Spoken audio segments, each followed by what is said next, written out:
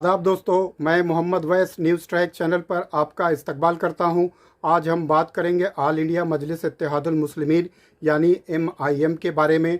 MIM Delhi के मुस्लिम बाहुल्य क्षेत्रों में अपनी शक्ति का प्रदर्शन कर रहा है और नगर निगम चुनावों में अपने प्रत्याशियों को खड़े करने की कोशिश में लगा हुआ है। इसी सिलसिले में जामा मस्जिद वार्ड के हवेली आजम खान में आज एक सभा का आयोजन किया गया, जिसमें MIM के दिल्ली प्रदेश अध्यक्ष कलीमुल हफीज ने लोगों से MIM से जुड़ने और MIM से जुड़कर उसे कामयाब बनाने और मुसलमानों की एक ताकत बनाने पर बल दिया। आइए देखते हैं एक रिपोर्ट।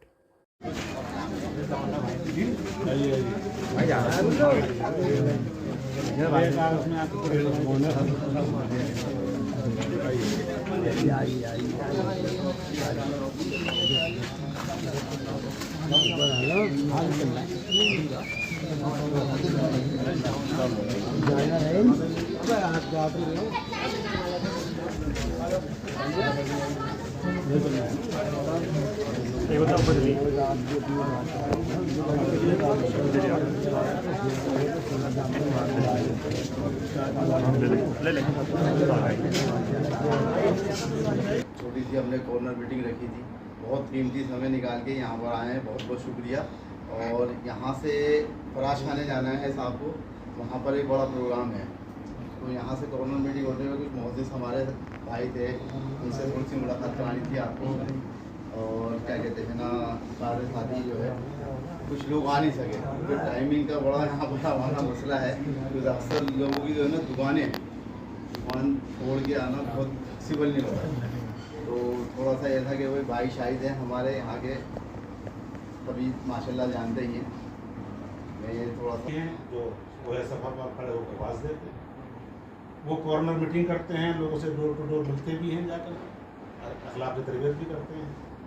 लेकिन वही नबी, वही पैगंबर जब मदीना पहुंचता है तो जंग भी करते हैं, वही जब रियासत तश्कील दे देता है तो उमूर रियासत भी चलाते हैं।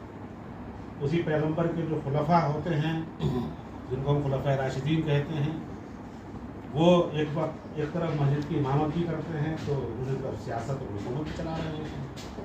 ये जो काम है जिसको हम सियासत कहते हैं, ये खालिस दीनी काम है, दीन का इससे ताल्लुक़ है, दीन से कोई अलग चीज़ नहीं। इत्तेफाक ये हुआ, सूए इत्तेफाक कहिए, कि मुसलमानों ने तकरीबन 200 साल हुए इस बात को कि इसको अलग अलग कर दिया। एक साहब तो एक हिस्सा तो लेकर बैठ गया, वो जो मजहबी क़यादत कहलाती है हमारी, इसको मस्जिद और मदरसा और खानकाहें नसीब, उसने ताल्लुक़ छोड़ दिया उस सियासत से जिसको दुनिया चाहे खुदा कहते हैं।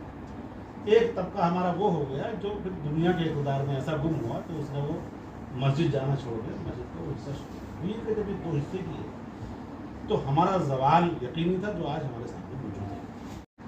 कि सबसे पहले आप मुनज़्ज़म हो, सबसे पहले कोई प्लेटफार्म हो, उसका कोई लीडरशिप हो, कोई रहनुमा हो, उससे कुछ मसऊलैन हो, और फिर जो आपकी अज़ाइम या जो मैनिफेस्टो या जो वादे आप अपने आप से, अपनी तंजीम से या अपने रफ़ा से करते हैं, उस पर आप आगे अमल शुरू करें। तो ये जो तकाज़े हैं, ये सारी सियासी जमातें,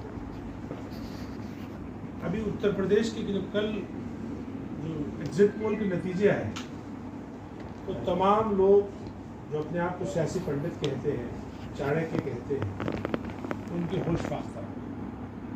और वो ये कहने लगे कि साहब ये फिर बेईमानी हो गई, किसी ने कहा कि ऐसा नहीं हो सकता, किसी ने कहा ये गोदी मीडिया है, किसी ने कहा ये कुछ और है, तरह तरह की बातें की।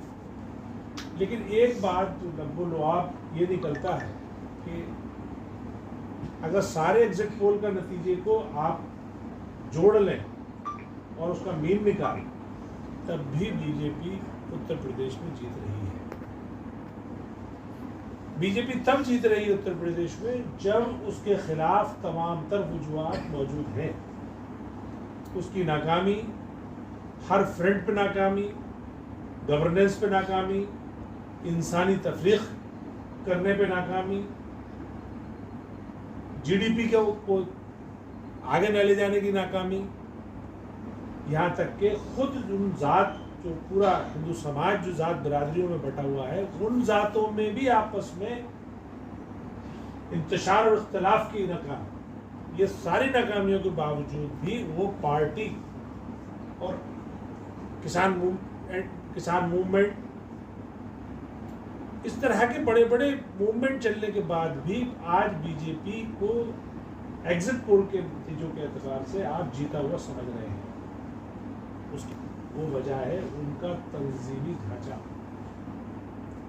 जो भारतीय जनता पार्टी को जो आरएसएस का तंजीमी ढांचा मुहैया है, जो उनका काम करने का तरीका है, जिस तरीके से वो अपने कैडर साजी करते हैं, जिस तरीके से अपनी पॉलिसीज़ को, अपने अज़ाइम को, अपने मामलात को और अपने इशूज़ को और अपने ख़तरात को डिस्कस करते हो, और जिस तरह से वो शाखा लगा के उसको डिसमिनेट करते हैं, परकुलेट करते हैं, स्पेकुलेट करते हैं, वो उनका जो तरीका है वो बड़े बड़े ख़तरे को भी टाल देता है। और यकीनन ये जो भी आप माहौल देख रहे हैं ये उसी का नतीजा है। मैं और आप सब ये दुआ कर रहे हैं कि अल्लाह करे ऐसा ना हो, और इसके खूब इम्कान है कि ऐसा ना हो। 10 तारीख को ऐसा हो सकता है, इसके खूब इम्कान है कि बीजेपी हारे और दूसरी जो सेकुलर नाम नहाद सेकुलर पार्टियाँ ही सही, लेकिन वो जीते, क्योंकि जालिम का खात्मा भी ज़रूरी है, जालिम का कमज़ोर होना भी ज़रूरी है।